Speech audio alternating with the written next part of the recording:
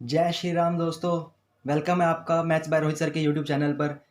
आज हम लेकर के आ रहे हैं लाइंस एंड एंगल्स का इंट्रोडक्शन पार्ट 2। कौन सा? लाइंस एंड एंगल्स का इंट्रोडक्शन पार्ट 2। तो बने रहिए वीडियो के अंदर, समझते हैं आगे कंसेप्ट्स को हम लोग। होपफुली आप सभी ने पार्ट 1 इसका देख लिया हो। अगर पार्ट 1 नहीं देखा तो पार्ट 1 जा करके मेरे चैनल पर विजिट करिए, पार्ट 1 जा करके देखिए, उसके बाद से ये वाला पोर्शन आप देखेंगे तो ज़्यादा समझ में आएगा। चलिए without wasting the time start करते हैं। देखो लास्ट जो हमारी वीडियो रही है उसके अंदर हमने जो लास्ट कंसेप्ट पढ़ा था, that concept was regarding the adjacent angles. हमने देखा था एडजेसेंट एंगल्स क्या होते हैं। तो आज हम लोग स्टार्ट करने वाले हैं बाइसेक्टर ऑफ एंगल के नाम से। किससे? बाइसेक्टर ऑफ एंगल से। तो प्लीज ध्यान से समझते जाना। बाइसेक्टर से बात करते हैं हम लोग।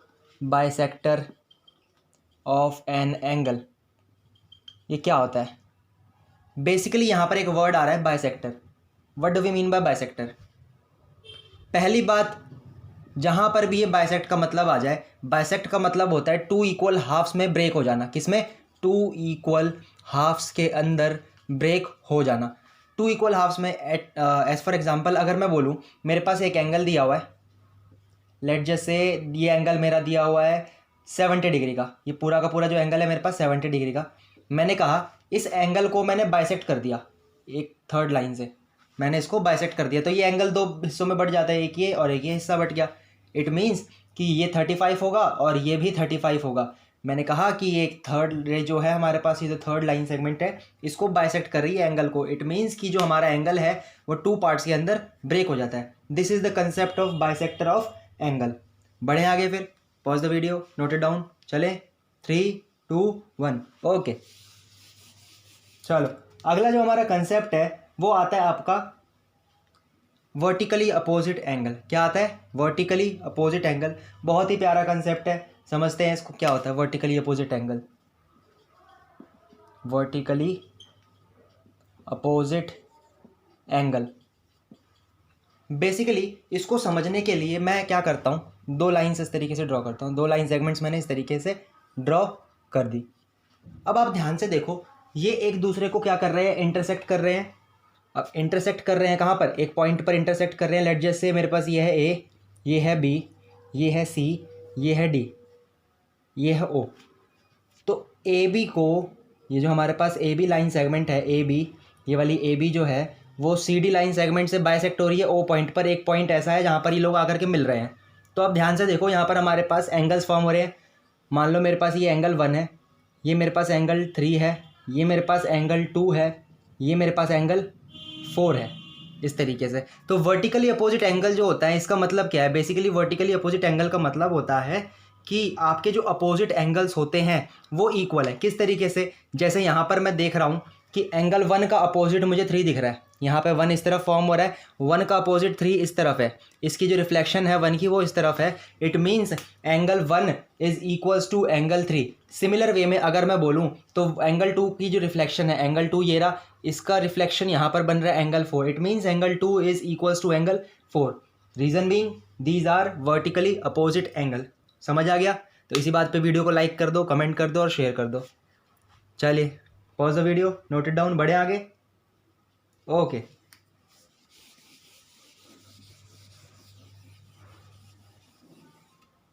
अब इसके अंदर एक छोटी सी चीज़ समझते हैं हम लोग, छोटा सा डिफरेंस समझते हैं। हमारे पास आता है दो टर्म्स हैं, axiom and theorem. What do we mean by this? Axiom and theorem. इसका मतलब क्या है? एक्सियम का मतलब क्या है? थ्योरम का मतलब क्या है? ये समझते हैं। लेट जस्ट से एक छोटा सा एग्जांपल लेता हूँ मैं। मान लो मेरे पास, मैंने कहा कि Ram is a boy. Ram is a boy. Obvious सी बात है भाई, नाम से पता चल रहा है राम क्या है? एक बॉय है। ठीक है, अब ये सिर्फ एक स्टेटमेंट है, ये अपने आप में ही पूरी की पूरी स्टेटमेंट है। राम एक लड़का है, तो ये हमारे पास पता है कि अपने आप में ही पूरी की पूरी एक स्टेटमेंट है। इसमें प्रूफ की ज़रूरत ही नहीं है।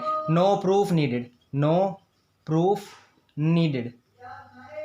ठीक है, लेकिन अगर मैं बात करता हूँ थ्योरम के बारे में, तो मैंने कहा दैट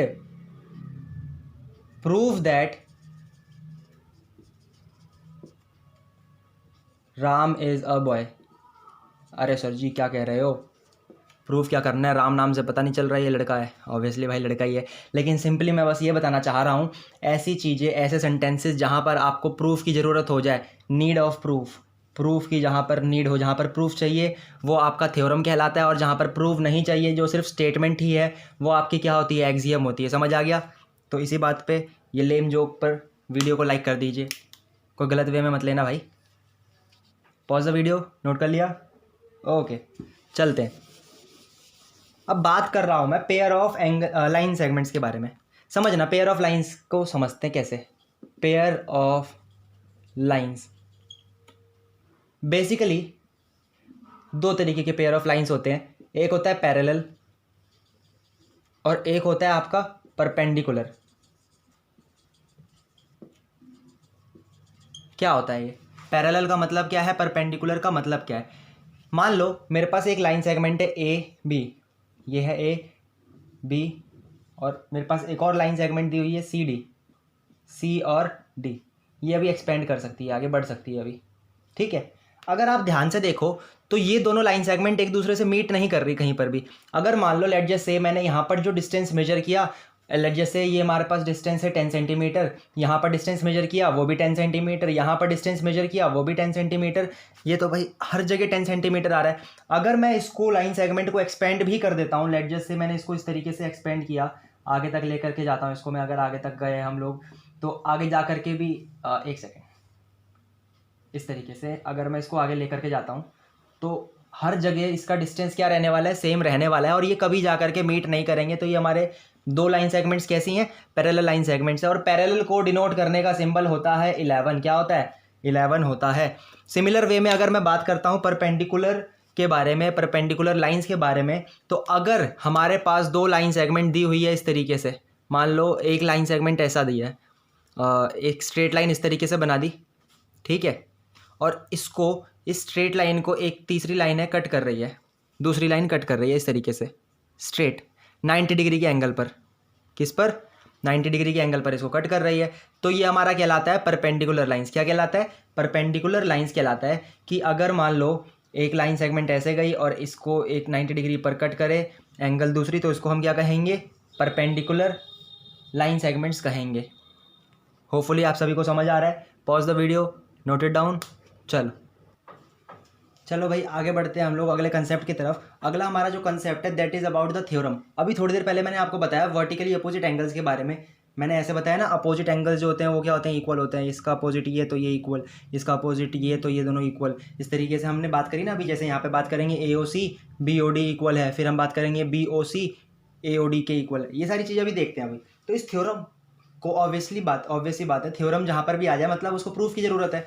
अब इसके अंदर प्रूफ कैसे करते हैं अभी देखते हैं।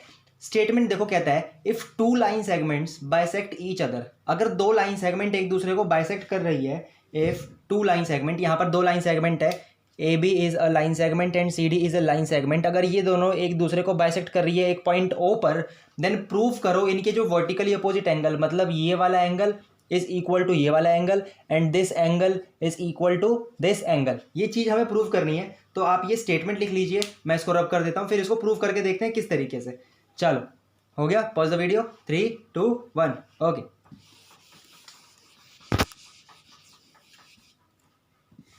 मान लो सबसे पहले क्वेश्चन को सॉल्व करने के लिए हम लोगों को क्या करना पड़ता है? हम लोग सबसे पहले इसके अंदर लिखते हैं गिवन, कि क्या चीज़ हमें क्वेश्चन के अंदर दी हुई है। लिखते हैं यहाँ पर गिवन, देखो इस तरीके से गिवन।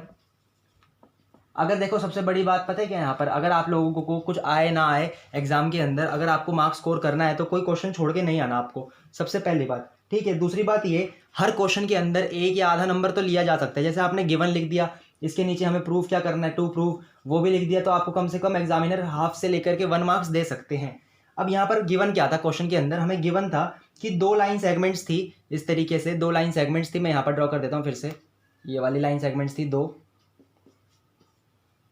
ठीक है। इनका इंटरसेक्टिंग पॉइंट O था, it was the AB line segment और it was the CD line segment, ठीक है। मैं यहाँ पर इसको ड्रॉ कर देता हूँ। हमें क्वेश्चन के अंदर दिया हुआ है कि AB is intersecting CD, AB जो है CD को इंटरसेक्ट कर रहा है, तो मैं यहाँ पर लिख देता हूँ AB इंटरसेक्ट्स CD, ठीक है। ये दिया हुआ है क्वेश्चन के अंदर। और क्या दिया हुआ है क्वेश्चन के अंदर, और क्वेश्चन में दिया गया है कि ये दोनों इंटरसेक्ट जो कर रहे हैं वो पॉइंट ओ पर कर रहे हैं, A B intersect C D at O. ये क्वेश्चन में सिर्फ इतना दिया हुआ है हमें। अब हमें प्रूफ क्या करना है, थ्योरम में हमें ये प्रूफ करना है कि जिनकी जो वर्टिकली अपोजिट एंगल, मतलब ये वाला एंगल इज इक्वल टू ये वाला एंगल, इट मीन्स कि I have to show, we have to show angle A O C, ये वाला angle is equals to angle B O D. Similar way में हमें ये भी शो करना पड़ेगा कि angle A O D is equals to angle B O C. इस तरीके से ये हमें प्रूव करना है। अगर आपने सिर्फ इतना भी लिख दिया तो इतना लिखने के भी आपको मार्क्स मिल जाएंगे। चलो, अगर आपने फिगर ड्रॉ कर दिया तो मैं इसको रब कर देता हूँ, ठीक है। चलते हैं, समझते हैं। यहां पे देखते हैं प्रूफ कैसे करेंगे इसको। प्रूफ करने के लिए हमें क्या करना पड़ेगा, हमें ये देखना पड़ेगा कि दो लाइन सेगमेंट है। सबसे पहली बात तो क्या है, दो लाइन सेगमेंट्स है। देखो इस तरीके से थी, रब नहीं करते, लाइन सेगमेंट से ज़्यादा अच्छे से समझ आएगा ना, है ना। ये ए है और एक मिनट, ये ए है, ये बी है, ये सी है और ये डी है, इस तरीके से, है ना। और इंटरसेक्ट कर रहा है ओ पॉइंट पर। अगर आप ध्यान से देखो तो अगर मैं थोड़ी देर के लिए ये वाला पोर्शन भूल जाऊं, अगर थोड़ी देर के लिए मैं ये वाला पोर्शन भूल जाऊं तो दो एंगल बन रहे हैं, एक ये एंगल और एक ये एंगल, है कि नहीं, ऑब्वियसली। तो ए ओ बी लाइन के ऊपर दो एंगल्स बन रहे हैं, एंगल ए ओ सी और एंगल बी ओ सी, ये दो एंगल्स बन रहे हैं। अब हमने लास्ट वीडियो में पढ़ा था लीनियर पेयर के बारे में कि जो हमारे एक एडजेसेंट एंगल्स का सम होता है वो क्या होता है, 180 डिग्री होता है। ये चीज़ हमने देखी थी, है ना। तो यही चीज़ मैं लिख देता हूँ, मैं लिखता हूँ दैट ओ सी, यहाँ पे ओ सी जो लाइन सेगमेंट है, O C stands on what, O C stands on A B line segment, ठीक है। ये मैं लिख दिया। अगर ऐसा है तो I can write that angle A O C plus angle B O C is equals to 180 degree. Reason being these are linear pair. क्या है ये, लीनियर पेयर है। ये बात करी हमने पहली। अब ये जो हमने स्टेटमेंट देखी, इस स्टेटमेंट को लेट कर दो फर्स्ट, हमने इसको लेट कर दिया फर्स्ट। सेकंड चीज, अगर आप दोबारा से देखो, ध्यान से देखो आप थोड़ी देर के लिए, तो आप क्या ऑब्जर्व कर सकते हो कि हमने इसके अंदर ये दिखा दिया कि angle A O C plus angle B O C क्या होता है, 180 डिग्री होता है। फिर अगेन अगर मैं ध्यान से देखूं थोड़ी देर के लिए, अगर मैं ये वाला पोर्शन भूल जाऊं, अगर सिर्फ ये वाला पोर्शन भूल जाऊं, ठीक है, तो हम देख सकते हैं ओ बी जो है सी ओ डी के ऊपर लाई कर रहा है। इट मीन्स ये वाला एंगल प्लस ये वाला एंगल इक्वल्स टू 180 डिग्री होना चाहिए obviously. So I can write that O B stands on C D. पहले हमने क्या दिखाया, पहले हमने सिर्फ ये वाला हाइड किया था, ओ सी स्टैंड कर रहा था ए ओ बी के ऊपर, ये स्ट्रेट लाइन के ऊपर, ये चीज़ हमने देखी थी। फिर हम क्या देख रहे हैं कि ये वाला अगर मैंने इसको हाइड कर दिया तो ओ बी स्टैंड कर रहा है। जस्ट देखा हमने एडजेसेंट लाइंस लिखी, पहले ये वाले लाइन को देखा, फिर इस वाली लाइन को लेकर के चल रहे हैं हम लोग। अब O B stands on C O D या फिर सिंपली सी डी लिख सकते हैं। ओ बी स्टैंड करता है इस पर। अगर ऐसा है, if it is like this, so I can write that angle B O C plus angle B O D is equals to what, 180 degree. Let it be equation number second. और reason क्या होगा इसका, again this is a linear pair, है कि नहीं भाई, linear pair बन गया। ये समझ आई बात। देखो आप ध्यान से, हमारे पास दो यहाँ पर इक्वेशन बन गई, इक्वेशन नंबर 1 और इक्वेशन नंबर 2। होपफुली आपको ये दिख रहा होगा, आपने ये लिख लिया होगा, गिवन और टू प्रूफ। नहीं लिखा तो pause the video, note it down, मैं इसको रब कर दूंगा, स्पेस चाहिए होगा हमें, ठीक है। 3 2 1, ठीक है। मैं इतना सा रब कर देता हूँ, जस्ट इतना पोर्शन, ठीक है। चलो देखते हैं आगे। अगर आप देखो हमारे पास जो इक्वेशन नंबर फर्स्ट और इक्वेशन नंबर सेकंड है, उसके अंदर हमारे पास दो साइड्स हैं, left hand side and right hand side, obviously बात है, जो equals to Y equals to के उल्टे हाथ पर जो भी होता है वो लेफ्ट हैंड साइड होता है और सीधे हाथ पर जो भी होता है वो राइट हैंड साइड होता है। इक्वेशन नंबर 1 और इक्वेशन नंबर 2 में हमारी जो राइट हैंड साइड की वैल्यू है वो दोनों की दोनों क्या है, इक्वल है। अगर RHS इक्वल है तो ऑब्वियसली बात है LHS भी इक्वल होनी चाहिए, है कि नहीं, यस और नो। अगर RHS इक्वल है तो LHS भी इक्वल होना चाहिए। अगर LHS इक्वल हुआ तो देखते हैं क्या बनता है हमारा। मैं लिखता हूं यहां पर on equating first and second, on equating, on दिख रहा है, on equating equation first and second, first और सेकंड को जब मैंने इक्वेट करा, अगर RHS इक्वल है तो ऑब्वियसली बात है मैं ये वाला जो पोर्शन है वो इक्वल कर दूंगा इसके। It means angle AOC plus angle BOC is equals to angle BOC plus angle BOD। Simply इस दोनों को उठा करके मैंने लेफ्ट हैंड साइड में रख दिया, इन दोनों को उठा करके मैंने राइट हैंड साइड में रख दिया, इक्वल्स टू बीच में कर दिया। क्योंकि इक्वल मैंने इसलिए किया क्योंकि RHS इनका इक्वल है। अगर राइट हैंड साइड इक्वल है तो ऑब्वियसली लेफ्ट हैंड साइड भी इक्वल होना चाहिए। अगर आप ध्यान से देखो तो दोनों तरफ प्लस BOC है, यहाँ पर प्लस BOC है, यहाँ पर भी प्लस BOC है। अगर इस प्लस BOC को मैं लेफ्ट हैंड साइड में शिफ्ट करूं या फिर इस वाले BOC को इस तरफ शिफ्ट करूं तो दोनों तरफ क्या हो सकता है, पॉजिटिव का नेगेटिव बन जाएगा। अगर ऐसा है तो वो कट जाएगा, ऑब्वियसली प्लस माइनस माइनस होता है तो plus angle BOC minus BOC cancel हो जाएगा। हमारे पास जो बचा उसको लिख दो, angle AOC equals to angle BOD। देखो हमें क्या प्रूव करना था, vertically opposite angles are equal. तो देखो एंगल AOC कहाँ है, ये हमारे पास प्रूफ होकर के आ जाता है। एंगल AOC ये वाला angle is equals to angle BOD is equal to ये वाला एंगल। ऑब्वियसली बात है भाई, हमारे पास आ तो गया, आंसर आ गया। ये वाला जो एंगल है वो इस वाले एंगल के इक्वल आ गया। अब ऐसा आ गया तो देखो भाई, फर्स्ट प्रूव्ड है ना, पहला वाला हमने प्रूव कर दिया।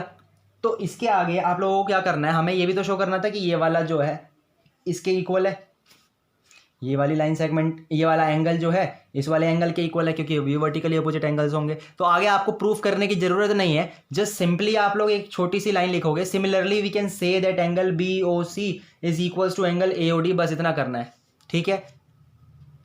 होपफुली आप सभी ने नोट कर लिया होगा। ओके 3 2 1 मैं नीचे का रब कर देता हूं। देखो इसके आगे आप सिंपली ये लिख दोगे, similarly angle BOC is equals to angle AOD। हम यहां पे लिख देते हैं हेंस प्रूव्ड। बहुत आसान है। और सबसे बड़ी बात, ये आपके एग्जाम में प्रूव करने के लिए आता है। ये जो थ्योरम मैंने कराई है 5 मार्क्स में प्रूव करने के लिए, ये थ्योरम आ सकती है आपकी, आ सकती है, ऑब्वियसली आएगी, ठीक है। तो चलते हैं आगे।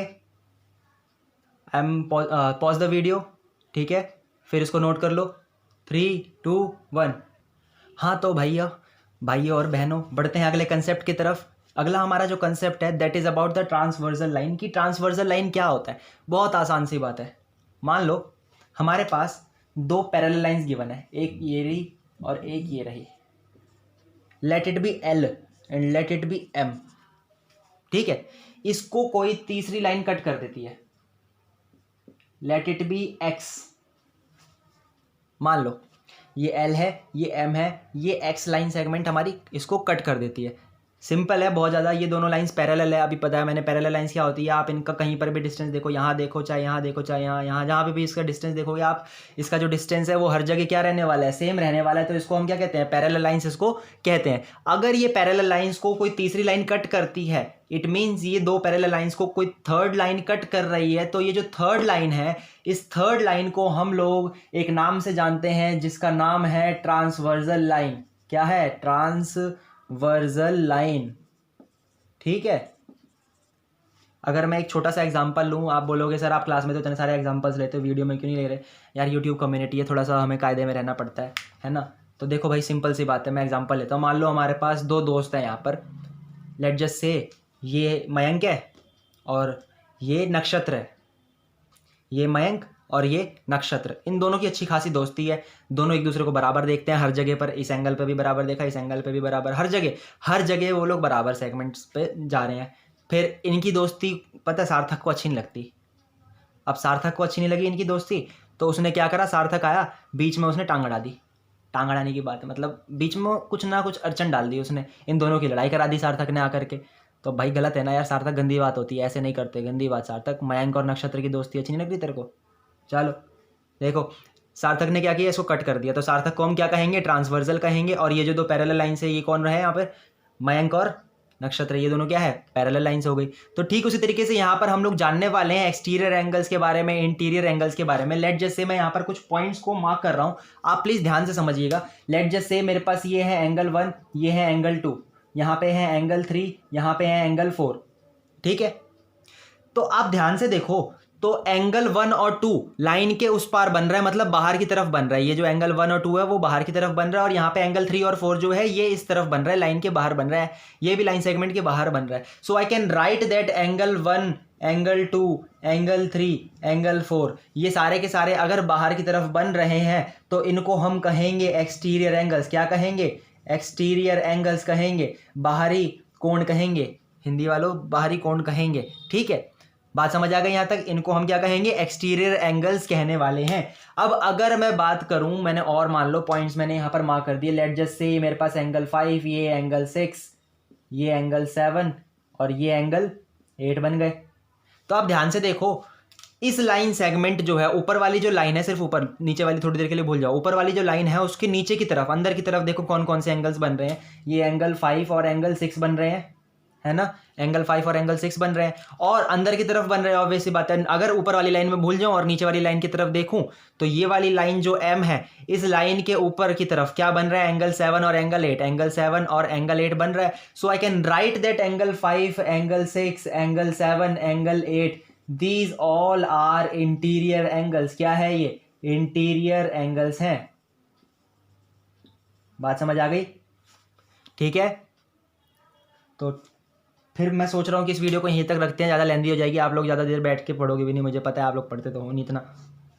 तो वीडियो को यहीं तक रखते हैं। अगली क्लास में हम लोग इंपॉर्टेंट क्वेश्चंस, इसकी एनसीईआरटी क्वेश्चंस को भी स्टार्ट करेंगे। I just take 2 to 3 minutes, और इसके अंदर कुछ पोर्शंस और है, alternate interior angles, alternate exterior angles, corresponding angles, वो सारी चीज़ें मैं बताने वाला हूँ, को इंटीरियर एंगल्स, वो सारी चीज़ें मैं नेक्स्ट वीडियो के अंदर बताऊंगा। तो प्लीज़ वीडियो में बने रहना, इस वीडियो को ढंग से देख लेना। अगर कुछ चीज़ आपको समझ नहीं आई हो तो उसको दोबारा से रिवाइंड करके दोबारा से आप लोग देख लीजिएगा। मैंने बहुत अच्छे तरीके से सब कुछ समझाया है, और आप लोग अपना थोड़ा सा वैल्यूएबल कमेंट, सब्सक्राइब चैनल को और शेयर भी कर दीजिएगा, ठीक है, हमें भी अच्छा लगता है। तो रखते हैं वीडियो को यहीं तक, तब तक के लिए पढ़ते रहिए, बढ़ते रहिए। जय श्री राम, राम से बड़ा राम का नाम, जय श्री राम।